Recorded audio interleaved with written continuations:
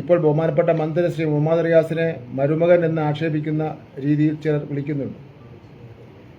രാജീവ് ചന്ദ്രശേഖരനോട് എനിക്ക് ചോദിക്കാനുള്ളത് ഒന്നേയുള്ളൂ. അദ്ദേഹത്തിൻ്റെ പൊതുപ്രവർത്തന പാരമ്പര്യം നിങ്ങൾക്കറിയാവും.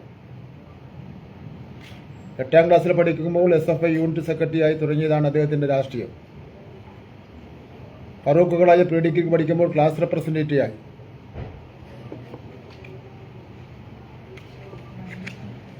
1994 കോളേജ് യൂണിറ്റ് പ്രസിഡന്റായി. 1996-97 കാലഘട്ടത്തിൽ കാലിക്കറ്റ് യൂണിവേഴ്സിറ്റിയുടെ കൗൺസിലറും പിന്നീട് യൂണിയൻ ഭാരവാഹിയുമായി. ഡിവൈഎഫ്ഐയുടെ ജില്ലാ സെക്രട്ടറി, സംസ്ഥാന ഭാരവാഹി എന്നീ നിലയിൽ പ്രവർത്തിച്ചു. 2017 അഖിലേന്ത്യാ ഡിവൈഎഫ്ഐയുടെ പ്രസിഡന്റായി. 2021 ബേപ്പൂരിൽ നിന്ന് ജനങ്ങൾ തിരഞ്ഞെടുക്കപ്പെട്ടതാണ് അദ്ദേഹത്തിൻ്റെ നിയമസഭയിലെത്തിയത്. ഈ ചരിത്രം, ഇതുപോലുള്ള ഒരു ചരിത്രം ശ്രീ രാജീവ് ചന്ദ്രശേഖരന് പറയാനുണ്ടോ എന്ന് ഞാൻ വളരെ വിനയത്തോടു കൂടി തന്നെ ചോദിക്കുക. അങ്ങില്ലെങ്കിൽ വ്യക്തമാക്കണം. ഇതൊന്നും ഏതെങ്കിലും മിസ് കോളിൻ്റെ അടിച്ച് BJP മുമ്പോട്ട് എടുത്ത പോലെ എളുപ്പമുള്ള കാര്യമല്ല. മിസ്ഡ് കോൾ അടിച്ച് BJP മെമ്പർഷിപ്പ് എടുക്കുന്ന പോലെ അത്ര എളുപ്പമുള്ള കാര്യമില്ല. കഠിനാധ്വാനത്തിലൂടെയും പോരാട്ടങ്ങളിലൂടെയും കെട്ടിപ്പടുത്തതാണ് ഈ രാഷ്ട്രീയ ജീവിതം എന്ന് പറയുന്നത്. 2023 മന്ത്രി റിയാസ് ഇവനെ വിവാഹം കഴിക്കുന്നത്. അതിനും 10 പതിറ്റാണ്ടുകൾക്ക് മുമ്പ് അദ്ദേഹം രാഷ്ട്രീയത്തിലുണ്ട്. അദ്ദേഹത്തെ മരുമോൻ എന്ന് ആക്ഷേപ രീതിയിൽ വിളിക്കുമ്പോൾ ഒരു കാര്യം ഓർക്കുക. കേരളത്തിലെ വീടുകളിൽ മരുമോൻ എന്നത് വളരെ ആദരവോടെയും സ്നേഹത്തോടെയും സ്വീകരിക്കപ്പെടുന്ന ഒരു പദവിയാണ്. ചില വീടുകളിൽ മാത്രം അത് പ്രശ്നമായിരിക്കും. അതിൻ്റെ ഈ ചരിത്രമൊക്കെ അറിയാവുന്നവർക്ക് അറിയാം ഏതൊക്കെ വീടുകളിലാണ്. ആ ശീലം രാജീവ് ചന്ദ്രശേഖരും BJPക്കും ഇങ്ങോട്ട് എടുക്കേണ്ട കാര്യമില്ല.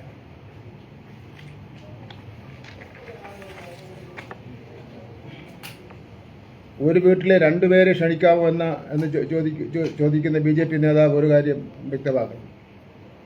2 പേരും യോഗ്യതയുള്ളവരല്ലേ? ബഹുമാനപ്പെട്ട കേരള മുഖ്യമന്ത്രി അങ്ങനെ ആക്ഷേപിക്കാൻ പാടുണ്ടോ? സംസ്ഥാനത്തെ തെരഞ്ഞെടുക്കപ്പെട്ട മന്ത്രിയാണല്ലോ റിയാസ്. ഓടുപൊത്തി ഇറങ്ങിയ ആളൊന്നും അല്ലല്ലോ റിയാസ് എന്ന് പറയുന്നത്. റിയാസിൻ്റെ അവകാശത്തിൽപ്പെട്ട കാര്യമല്ലേ?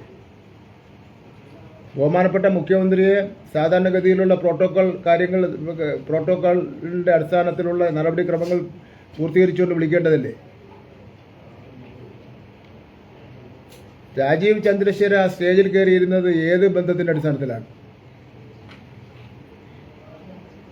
കാണുന്ന സ്റ്റേജിലൊക്കെ കയറിയിരിക്കാനുള്ള അധികാരം അദ്ദേഹത്തിനുണ്ടോ? അങ്ങനെ ഒരു എക്സംഷൻ ഇന്ത്യ രാജ്യത്ത് നൽകിയിട്ടുണ്ടോ രാജീവ് ചന്ദ്രശേഖരൻ? BJPയുടെ സംസ്ഥാന പ്രസിഡന്റാണെങ്കിൽ CPMന്റെ സംസ്ഥാന പ്രസിഡന്റിനെയും കോൺഗ്രസിന്റെ സംസ്ഥാന പ്രസിഡന്റിനെയും അടക്കം CPIയുടെ സംസ്ഥാന സെക്രട്ടറി അടക്കമുള്ള നേതാക്കന്മാരെയും വേദിയിൽ ഇരുത്തണ്ടേ? രാജീവ് ചന്ദ്രശേഖരന് മാത്രം 2 കൊമ്പുണ്ടോ?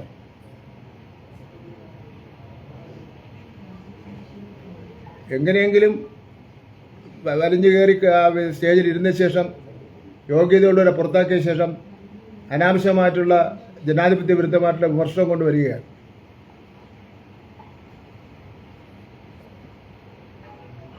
ഉദാഹരണം, BJPയുടെ ദേശീയ ICC അവരുടെ ഏറ്റവും പ്രധാനപ്പെട്ട ബോഡിയാണ്. അതിൽ തലപ്പത്ത് ജയ്ഷാ ഉണ്ടല്ലോ. അമിത്ഷായും ജയ്ഷായും കൂടെ ഒരു വേദിയിലല്ലേ ഇരിക്കുന്നത്. അതിനെപ്പറ്റി എന്താ ഒന്നും പറയാത്തത്? അതിനെ സംബന്ധിച്ചുള്ള എന്തെങ്കിലും മിണ്ടിക്കഴിഞ്ഞാൽ അന്ന് പിന്നെ ഈ സ്ഥാനം ഉള്ളതും കൂടെ പോകും.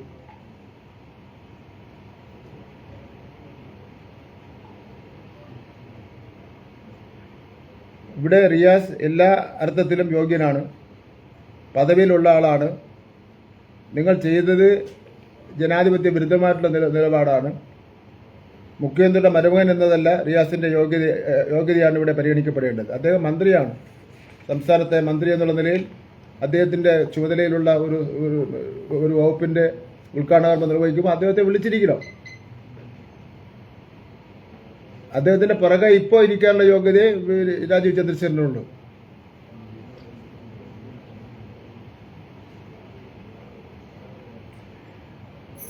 ഈ മരുമകൻ എന്നൊക്കെ പറഞ്ഞ് വിളിച്ച് ആക്ഷേപിക്കുന്ന സംസ്ഥാന മന്ത്രിയെ മരുമകൻ എന്നൊക്കെ വിളിച്ച് ആക്ഷേപിക്കുന്ന രാജീവ് ചന്ദ്രശേഖരനോട് എനിക്കൊരു ചോദ്യമുള്ളത്, നിങ്ങളുടെ പൊതുപ്രവർത്തന പാരമ്പര്യം എന്താണ്? കേരളത്തിലെ ഏത് പാർട്ടിയിൽപ്പെട്ട ആൾക്കാർക്കായിരുന്നാലും അവർക്കൊരു പൊതുപ്രവർത്തന ഭാരം. വികസന കാര്യത്തിൽ രാഷ്ട്രീയം കളിക്കാതെ വസ്തുതകൾ സംസാരിക്കാൻ BJP തയ്യാറാവുക.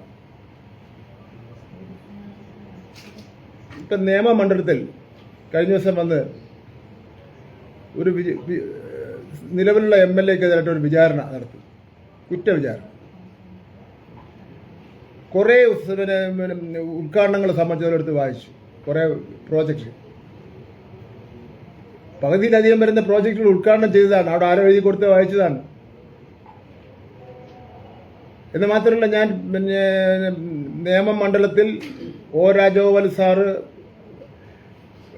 MLA ആയിരുന്ന 5 വർഷവും അതിനുശേഷം ഞാനിപ്പോൾ MLA ആയ 5 വർഷക്കാലവും നടന്ന വികസന പ്രവർത്തനങ്ങളെ സംബന്ധിച്ചിടത്തോളം പരസ്യമായി ശ്രീ രാജീവ് ചന്ദ്രശേഖരനുമായി ഒരു ഡിബേറ്റ് നടത്തുന്നതിന് വേണ്ടി ഞാൻ തയ്യാറാണ്. അതിൻ്റെ എല്ലാ ചിലവും ഞാൻ വഹിച്ചോളാം. അങ്ങയുമായിട്ട് പരസ്യമായിട്ട് സംസാരിക്കുന്നതിന് വേണ്ടി, നല്ല മലയാളത്തിൽ തന്നെ സംസാരിക്കുന്നതിന് വേണ്ടി നമ്മൾ തയ്യാറാണ്. നമുക്ക് നമ്മുടെ ആ മണ്ഡലത്തിലുള്ള ജനങ്ങളെ കൂടി വിളിച്ചു ചേർക്കാം. നിയമമണ്ഡലത്തിൽ 900 കോടി രൂപയുടെ വികസന പ്രവർത്തനം നടന്നിട്ടുണ്ട്. കഴിഞ്ഞ ദിവസം റിപ്പോർട്ടർ ചാനൽ അവർ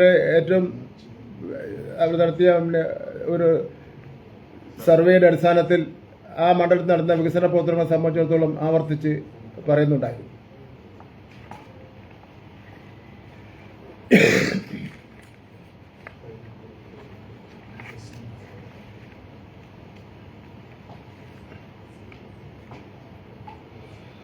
ഈ നിലയിൽ കേരളത്തിൻ്റെ വികസന പ്രവർത്തനങ്ങളിൽ അനാവശ്യമായി ഇടപെട്ടുകൊണ്ടൊന്നും കേരളത്തിലെ ജനങ്ങൾ LDF-നെ ഒരിക്കലും തള്ളിക്കളയാൻ യാതൊരു സാധ്യതയില്ല.